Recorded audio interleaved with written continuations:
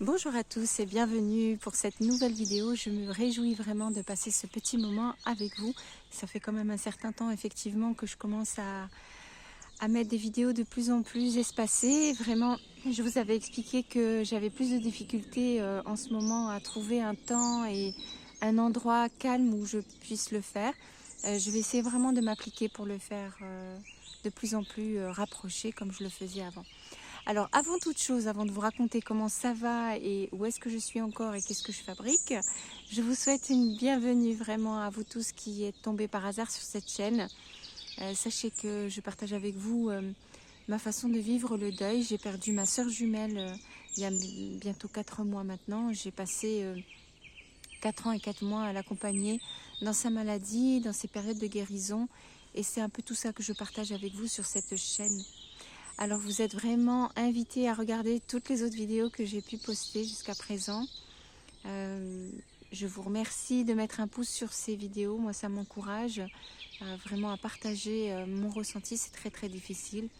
Et puis de vous abonner si ce n'est pas déjà fait, comme ça vous rejoignez notre petite communauté.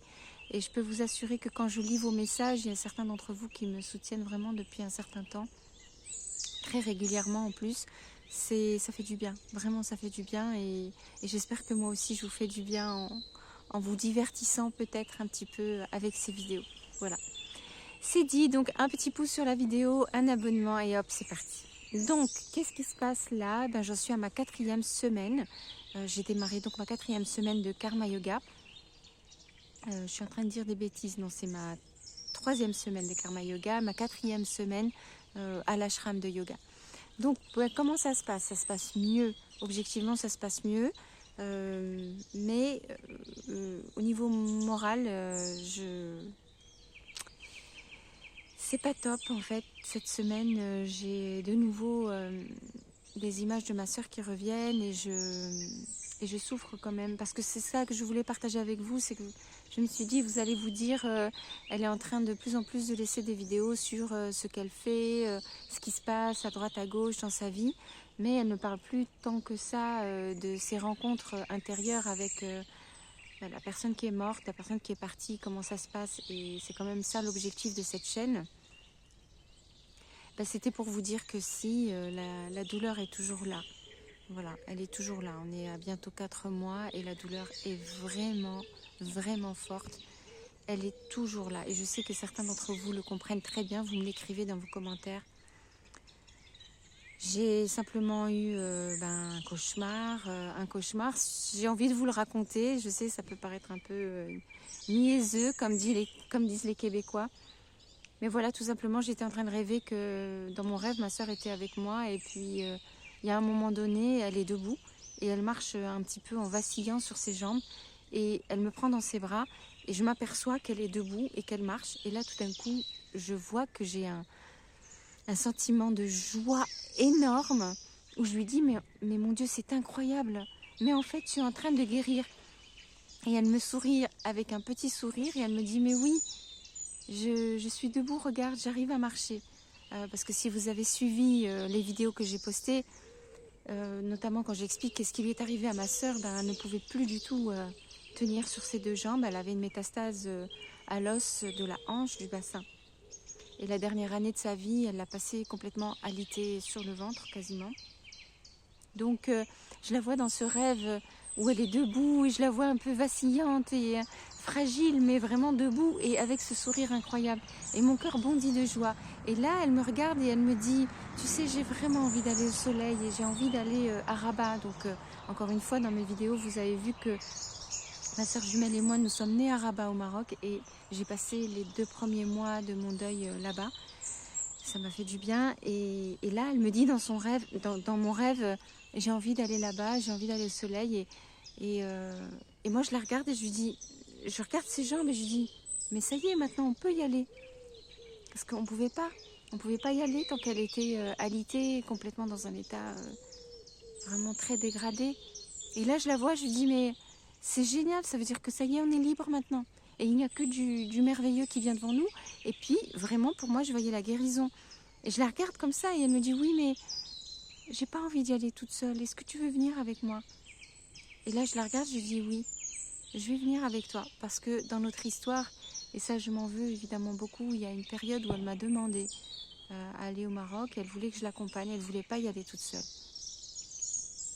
Dans cette période-là, c'est une période courte, hein, mais à cette époque-là, je n'imaginais pas une seule seconde qu'elle allait mourir, qu'elle pouvait mourir. Et il y a beaucoup de choses dans le contexte familial qui faisaient que je ne pouvais pas accepter sa proposition. Et je n'ai pas pensé qu'il y aurait vraiment des conséquences à ça. Je m'en veux énormément. Mais le fait est que cette fois-là, je lui avais dit non. Et là, dans mon rêve, je lui dis oui. Je lui dis cette fois-ci, je te dis oui.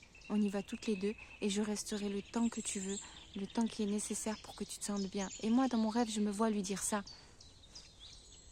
Et j'ai mon cœur qui bondit de joie en me disant, mon Dieu, tout est résolu. Ça y est, on n'a plus qu'à, même si ça prend des années, mais on va de l'avant. On a le droit à cette guérison. On a le droit d'aller vers la vie. Et voilà, et moi je me sentais prête à le faire. Alors, même si je suis dans cet état d'épuisement, mais c'était merveilleux pour moi. Et là, brutalement, je me réveille. Et là, je comprends que c'est un rêve. Et je me dis, je comprends pas. Comment c'est possible? J'y croyais vraiment. Et là, tout d'un coup, c'est comme si on l'avait enlevé. On m'avait enlevé ce rêve de ma tête. Et je me dis, je comprends que je n'ai pas le droit à une deuxième chance. Je n'avais rien compris pendant ces 4 années. Je n'ai jamais pensé qu'elle pouvait mourir vraiment. Bien sûr que les 3 derniers mois, je me suis sérieusement inquiétée. J'ai commencé vraiment à douter. Mais je ne voulais pas le comprendre et je n'étais pas capable de toute façon de l'envisager. C'était impossible et elle-même ne l'exprimait pas. Vraiment, c'était hors de propos complètement. Donc, pour résumer, je dirais donc que je ne l'ai vraiment jamais envisagé. C'était un vrai choc pour moi qu'elle meure aussi vite d'un seul coup, quoi. Et donc voilà. Et là, je me dis, mais mon Dieu, c'est ça la réalité. C'est que j'avais beaucoup de choses à apprendre pendant ces 4 années de sa maladie. J'ai fait beaucoup de chemin dans la spiritualité, dans le développement personnel, dans même la conception de mon corps humain à moi, de ma place dans ce monde, ma force physique, mon énergie vitale, mes capacités. J'ai fait beaucoup de chemin. Et là, je me dis, mais pourquoi on ne me laisse pas le choix d'apprendre? Pourquoi faut-il qu'elle meure? Parce que là, j'ai plus le choix. On ne peut pas. Dans mon rêve, on avait droit à une deuxième chance. Et là, j'en ai pas. J'ai pensé tout d'un coup, et je vous le dis franchement, je sais que c'est pas drôle, mais j'ai pensé à son corps. J'ai pensé à son corps qui est étendu dans son cercueil. Alors je vous raconte pas comment j'ai pleuré, bien sûr.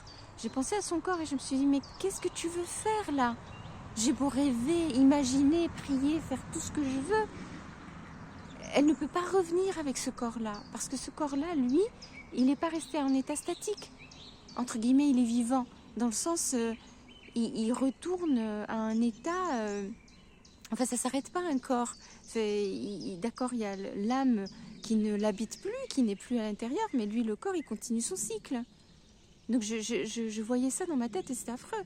Alors je suis désolée, pardon si je vous donne des images un peu terribles comme ça, mais c'est vraiment cet objectif de cette vidéo, c'est pour vous dire tout ce que je ne vous dis pas d'habitude et qui est là, qui ne part pas. C'est vrai que moi j'essaye de vous partager des choses plus agréables, vous dire ce que je fais, etc. parce que j'ai aussi envie de vous aider et vous dire que une journée entière, ça se partage entre plein de moments comme ça, difficiles et vraiment beaux et hauts en vibration. Mais là, je voulais vous décrire pour que vous compreniez que c'est toujours là. C'est pas du tout parti. Le deuil, il est là. Hein. La souffrance, elle est là. L'incompréhension, elle est là. L'horreur, elle est là. Vraiment là. Et donc, je reviens à ce que je disais. Ma sœur, j'imagine son corps et je me dis, mais même si j'allais frapper à la porte de son cercueil, que j'arrive à déterrer son cercueil, que j'ouvre son cercueil, qu'est-ce que je vais trouver? Un corps qu'on ne peut plus utiliser. Même si on croit à toutes ces conception de la réincarnation, de l'âme humaine et tout, et moi j'y crois.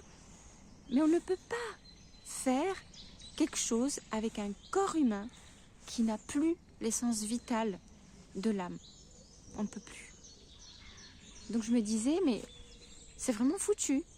Alors parce que je vais vous dire sincèrement, il y a quelque chose en moi, quelque part, qui se disait, peut-être qu'il faut que j'apprenne quelque chose, peut-être que j'ai encore quelque chose à comprendre, peut-être que...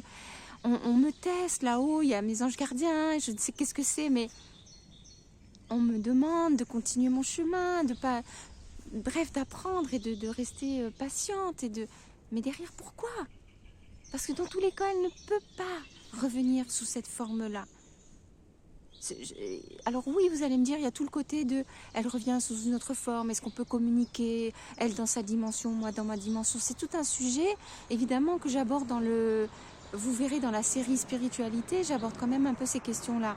C'est vraiment des sujets qui m'intéressent beaucoup et je suis heureuse de partager ça avec vous.